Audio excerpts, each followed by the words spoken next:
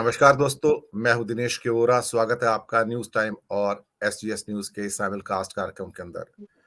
कार्यक्रम की शुरुआत करेंगे। आप सबको हमारी शुभकामनाएं, बधाइयां, मंगल कामनाएं इस मकर संक्रांति के पर्व पर, जिसे उत्तरायण भी कहा जाता है, बिहू भी कहा जाता है और देश के अलग अलग भागों में इसको अलग अलग नामों से पुकारा जाता है। बल्कि साउथ ईस्ट एशिया के कई देशों के अंदर इसे अलग अलग नामों से मनाया जाता है।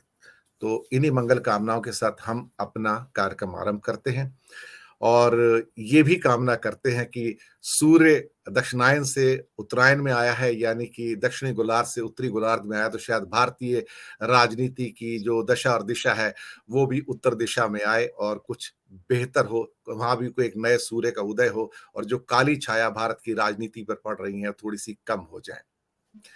सुप्रीम कोर्ट ने एक केस के अंदर जो हेट स्पीच का केस है उसके अंदर दिल्ली पुलिस को कहने के लिए आड़े हाथों लिया है कि आपने कोई चार्जशीट वगैरह फाइल नहीं की है और कोई भी स्ट्रिक्ट एक्शन जो हेट स्पीच है उसके अगेंस्ट होता हुआ आपकी ओर से नजर नहीं आ रहा है। लेकिन ये तो एक पैटर्न है जो पूरे भारत के अंदर देखा जा सकता है। जहां भी भाजपा की सरकारें हैं वहां पर किसी भी किस्म का कोई भी लीगल एक्शन ऑलमोस्ट ना के बराबर होता है। इवन एफआईआर भी तब दर्ज होती है जब बहुत ज्यादा ऊपर से दबाव होता है और उसके बाद स्टेटमेंट और चार्जशीट की तो खैर बात ही छोड़ दीजिएगा। भागवत जी का रिसेंट एक बहुत लंबा इंटरव्यू आया है 5 जन ने और ऑर्गेनाइजर के अंदर जो उनके मुखपत्र भी हैं। हालांकि मौका पड़ने पर वो कहते हैं कि हमारे मुखपत्र हैं और मौका पड़ने पर अपना मौका पड़ने पर ये बोल भी देते हैं कि हमारे मुखपत्र नहीं है, हमारा इनसे कोई लेना देना नहीं भी है। उसके अंदर उन्होंने कहा भी है कि कट्टरवादिता और जो उग्रवाद है हिंदुओं के अंदर वो बढ़ रहा है और बढ़ेगा। ये इस बात का साफ संकेत है कि लोग कुछ भी कहें, अब उन्हें कुछ भी कहने का लाइसेंस है क्योंकि राज किसी और का है। लेकिन ऑफ लेट हमने देखा है कि सुप्रीम कोर्ट कई मामलों के अंदर सिर्फ बातें करता है।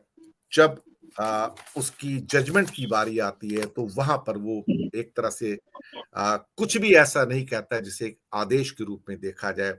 ये चाहे राम जन्मभूमि का जजमेंट हो या अभी जो प्लेस वर्शिप एक्ट का जो दोबारा से फिर समय दिया गया, बहुत सारा एक बंद केस को दोबारा खोल दिया गया, पेगासस हो, राफाल का केस हो, नोटबंदी का केस हो, जहां पर जिरह के दौरान तो बड़ी बड़ी बातें की जाती हैं जैसे कि सुप्रीम कोर्ट बहुत स्ट्रिक्ट होगा, लेकिन जब जजमेंट आते हैं तो उसके अंदर ऐसा कुछ नहीं होता जहां पे सरकार को आड़े हाथों लिया जाए और आदेश दिए जाए।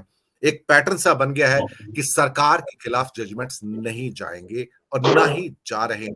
सिवाय एक जजमेंट के जो एन जैक था, वो क्योंकि उनके अपने ऊपर उसकी आंच आ रही थी, उनकी अपनी जो प्रभु सत्ता है सुप्रीम कोर्ट की या न्यायपालिका की, जहां पर क्या कहते हैं एग्जीक्यूटिव जो है वो अपना दखल चाहती थी, वहां उन्होंने उसको रिजेक्ट किया। अदरवाइज बाकी सारे जजमेंट ए टू जेड अगर देखा जाए, कोई एक एक्सेप्शन छोड़ दिया जाए, तो सरकार के फेवर में हैं। वो जो धारणाएं बन रही हैं कि ये नए एक जज चीफ जस्टिस आएंगे और दूसरे आएंगे और तीसरे आएंगे, ये मूलतः सरकार के विरुद्ध जाएंगे या आड़े हाथों लेंगे, सिर्फ कहने के लिए है। जजमेंट्स में ऐसा कुछ भी नजर नहीं आता है। हेट स्पीच के अंदर भी ये आपके पास जो आशाएं बन रही हैं सिर्फ नाम के लिए हैं। जब जजमेंट आएगा तो उसमें कोई भी आदेश ऐसा पारित नहीं होगा जिसको आप कहें कि सरकार को वास्तव में ही बैकफुट पर सुप्रीम कोर्ट ने ले लिया है। सबसे पहले मैं आलोक जी आपके पास आऊंगा, अपने आप को अनम्यूट कर लीजिएगा आप। मुद्दा यही है कि सुप्रीम कोर्ट आजकल सिर्फ बातें करता है। कभी कभी तो मुझे ऐसा लगता है कि हालांकि ये शब्द थोड़े से हार्श भी हो सकते हैं, कि ऐसा लगता है कि जैसे उपदेश देने वाला कोई चैनल बन गया है, लेकिन जब आदेश की बात होती है तो कहीं कुछ ऐसा नजर नहीं आता है। और नोटबंदी के केस में तो इतना कुछ देखा गया है कि जैसे देख के हैरानी होती है कि क्या वास्तव में ये विद्वान है जो इस किस्म का जजमेंट दे रहे हैं। आलोक जी। मैं नोटबंदी से पहले राम जन्मभूमि मंदिर वाले फैसले पे जाना चाहूंगा। उसमें अगर आप याद करिए तो केंद्र सरकार कहीं से भी पार्टी नहीं थी पूरे मुकदमे के दौरान, लेकिन अंततः फिर वो केंद्र सरकार की चला गया, पाले में चला गया और केंद्र सरकार को ही सब तय करने का दिया गया। मुझे नहीं मालूम क्या आधार रहा था, लेकिन उस फैसले में तो साफ साफ था कि केंद्र उसमें पार्टी नहीं था, वो राज्य सरकार थी, पहला। और नोटबंदी वाले में भी आपका कहना बात सही है, लेकिन मुझे एक बात नहीं समझ में आई। मैं इससे पहले राफेल वाली बात भी मेरे को नहीं समझ में आई। हम सब लोग जानते हैं कि अगर कोई भी कंपनी होती है, सबकी एक एनुअल रिपोर्ट जारी होती है। तो दसों कंपनी की भी एनुअल रिपोर्ट जारी हुई होगी। उसमें भी ये आता है कि उसको कितने ऑर्डर्स मिले। वो सब तो अपने डिटेल्स देते हैं ना अपनी एनुअल जो भी रिपोर्ट्स होती हैं उसमें। तो जाहिर सी बात है कि वहां से भी आपको पता चल सकता है कि कितनी कीमत का है। तीसरी बात, जो उसी ट्रेड का है, जैसे मान लीजिए कोई देश है, कोई आर्मी के अफसर्स हैं या कंसल्टेंसी कोई कर रहा है, आर्म्स डीलिंग में है, कोई भी है। मैं ये नहीं कहता कि तुरंत कंट्री टू कंट्री नहीं होता। जैसे फ्रांस के साथ में हमारी बात है कि कंट्री टू कंट्री डील है, लेकिन कंट्री टू कंट्री डील नहीं होती, बीच में वो होते जरूर है। उनका रोल भले ही ना हो, इंपॉर्टेंट रोल ना हो, ये मैं मान सकता हूँ, लेकिन वो होते जरूर है, तभी तो चीजें पता चलती हैं। आपने वहां पे कोर्ट के अगर वहां था तो कोर्ट को जांच करने से इनकार किया था, और बंद लिफाफों में केंद्र का इधर ये नाम देने का या अपने वो कुछ दस्तावेज सौंपने का, ये भी रिवाज समझ में नहीं आता। जब मामला कोर्ट में है, और अगर राष्ट्रीय सुरक्षा अगर इतना बड़ा है, तो क्या कंपनी की एनुअल रिपोर्ट्स नहीं आती है?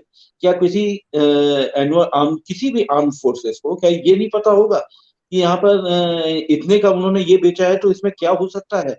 मैं नहीं मान सकता कि किसी भी जो उस पेशे से ताल्लुक रखता है, चाहे वो आर्म फोर्सेस हो, चाहे वो कंसल्टेंट हो, चाहे इवन की जो कंट्री हो, इवन की मैं कंट्री को भी लेता हूँ।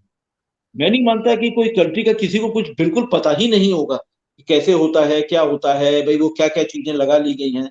तो मैं इस चीज को नहीं मानता, ये नहीं पता होगा, लेकिन तब भी क्या करेंगे, फैसले तो वैसे ही आ रहे हैं। अब जहां तक एक बात है कि जजमेंट में नहीं आना, अब मैं ये तो नहीं कह सकता कि ये सुप्रीम कोर्ट लोगों को खुश करने के लिए या जन भावना के अनुकूल ऐसी टिप्पणी कर देता है और फिर वो फैसले में उसका उल्लेख नहीं करता। मैं इस चीज पर विश्वास नहीं कर सकता। मैं ये कह सकता हूं कि जो जिस आधार पर सुप्रीम कोर्ट को फैसला लेना होता है, हो सकता है कि वो आधार उनके पास उस तरीके से उनके सामने पेश ना किए गए हों। ऐसा हो सकता है। ये हमको एक सुप्रीम कोर्ट को ये लेवरेज तो देनी ही पड़ेगी। हम ये नहीं कह सकते कि उसके पास आधार था और फिर उसने मनमाने तरीके से ये फैसला दे दिया, ये हम नहीं कह सकते। हो सकता है कि वो प्रमाण या उस तरीके से दस्तावेज उसके पास में नहीं पहुंच पाए, ये संभव है। नोटबंदी वाले मामले में मैं इसलिए कह सकता हूं कि संभव है क्योंकि केंद्र सरकार और आरबीआई ने लंबे वक्त तक, सालों में, मेरे ख्याल से शायद 4 साल से ऊपर निकल गए, वो टाइम ही मांगते रहे, हमेशा मांगते रहे कि हमें और समय दो, और समय दो, हम नहीं कर पा रहे हैं। तो कोर्ट भी क्या करे, अंततः कोर्ट को इंतजार ही तो करना पड़ेगा। अब ये है कि अब आप ताजे मामले में हेट स्पीच पे आ जाइए। देखिए, किसी भी कानून सम्मत जो समाज है, वो समाज जो कानून को मानता है, आप ये मान के चलिए कि एक लिहाज बहुत बड़ी चीज होती है। कोई भी चीज, एक एक शब्द संविधान में भी लिखा हुआ नहीं हो सकता। एक कार्यपालिका और जो विधायिका के बीच में भी बहुत सारी चीजें वो मानी जाती हैं, एक सम्मान के लायक मानी जाती हैं। ये उम्मीद की जाती है कि वो सम्मान है, एक परंपरा है, उसका निर्वाह करेंगे, तो वो लिहाज इधर तो खत्म होता हुआ दिखाई दिया। आप याद करिए कि नुपुर शर्मा वाले मामले में जब वो तीखी टिप्पणियां हुई थी, तो भी आप याद करिए कि एक हमारे सुप्रीम कोर्ट के ही जज साहब ने ये की कहा था, एक मतलब एक विचार उन्होंने कहा था कि ये कार्रवाई की जानी चाहिए, मतलब ये उनका काम है, लेकिन नहीं हुई कार्रवाई। तो अब सुप्रीम कोर्ट का कितना मानते हैं? अब केंद्र सरकार अगर जिद पे आ जाए तो आप क्या कर सकते हैं? अभी देखिए, ताजा अगर आप मामला लीजिए, आप कॉलेजियम की सिफारिशों का लीजिए। कॉलेजियम की सिफारिशें इस बार दूसरी बार वापस की गई हैं। अभी तक संविधान में जो व्यवस्था है कि कॉलेजियम अगर जो एक बार सिफारिश भेजता है, तो केंद्र सरकार उसको पुनर्विचार के लिए वापस भेज सकती है। लेकिन अगर कॉलेजियम फिर दोबारा से अगर वही नाम भेज देता है, तो केंद्र सरकार को मान लेने चाहिए। ये एक व्यवस्था है, लेकिन इस व्यवस्था को तो नहीं माना गया, उन्होंने फिर से कुछ नाम वापस कर दिए। अब क्या स्थिति है? अब तो ये कि विधायिका और कार्यपालिका में टकराव, सीधा सीधा टकराव। और इस टकराव को पृष्ठभूमि कहाँ है? पृष्ठभूमि वही है कि जब सुप्रीम कोर्ट के 4 जज पहली बार प्रेस कॉन्फ्रेंस करते हैं, वहां से ये चीजों की शुरुआत हमको समझना चाहिए। वो बहुत एक असामान्य घटना थी, वो उन्होंने कहा था। और फिर धीरे धीरे चीजों पर जब आप लीपापोती जब शुरू होती है, तो बड़ी मुश्किल होती है। जैसे हमारे रंजन गोगोई साहब के ऊपर एक महिला ने एक आरोप लगा दिया था, उन्होंने जांच करी, हालांकि खुद भी वो उस कमेटी में थे, उन्होंने खुद भी हेयरिंग करी थी, लेकिन बचना चाहिए था, नहीं बचे। आमतौर पे जज होता अपने को रिक्रूट कर लेता, अलग कर लेता इस तरीके के मामलों में। लेकिन सवाल यह है कि अगर कोई सुप्रीम कोर्ट के चीफ जस्टिस पर अगर कोई भी आरोप लगा देता तो उस आरोप की तो पूरी छानबीन होनी चाहिए, आखिर तक होना चाहिए, अंततः क्या हुआ, कोई गलत था तो ये फैसला तो आना चाहिए कि गोगोई साहब गलत थे, या ये फैसला आना चाहिए कि महिला गलत थी। भाई कहीं तो मामला जाकर टिके कि कौन सही था कौन गलत था। अगर एक सर्वोच्च संस्था के सर्वोच्च पद पर बैठे व्यक्ति के बारे में कोई अनर्गल आरोप लगाए और वो भी हम उसको अनर्गल माने नहीं माने, सब अंधेरे में सब चला गया, तो ये ट्रांसपेरेंसी की, पारदर्शिता की कमी तो है। और हेट स्पीच में मुझे नहीं लगता कि कोई बहुत सारा हो पाएगा, क्योंकि अब मामला काफी आगे बढ़ चुका है, इतना आगे बढ़ चुका है कि इसमें आप क्या करेंगे। आप जैसा कि भागवत जी के बयान को ही आप ले लीजिए, ऑर्गेनाइजर का बयान मैंने देखा है इसमें, तो वो नया क्या कहें उनको। मुझे लग रहा है कि हमको समझना पड़ेगा कि जो आरएसएस का जो मुख्य जो आधार है उनका, वो अंततः अंतिम गोल ये है हिंदू राष्ट्र वाला अंतिम गोल, उससे पहले की सब सीढ़ियां हैं ये। तो मुस्लिम्स के खिलाफ में ऐसा वो बयान देते ही आ रहे हैं, क्योंकि आप यहाँ के एक पुराने एक रज्जू भैया वाला एक बयान बड़ा चर्चित हुआ था, उन्होंने कह दिया था मैं तो अल्पसंख्यक की अवधारणा से ही संतुष्ट नहीं, मैं उससे ही सहमत नहीं हूँ। तो वो क्या वो मानते हैं कि ये सब जितने यहाँ पे सब धर्मांतरित होकर आए हुए हैं ये।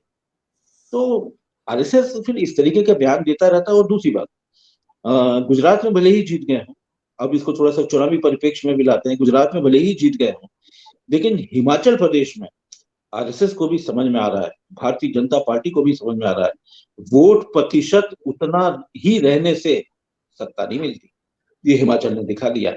और जितना वोट प्रतिशत है वो संघ का, भाजपा का, मतलब संघ के सहयोग से भाजपा का उतना वोट प्रतिशत लगभग बराबर से रहता है, थोड़ा बहुत ही फर्क आता है।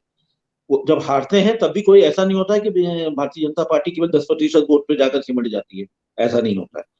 तो वो रैंक एंड फाइल तो है, लेकिन उनको दूसरों को जोड़ना भी है।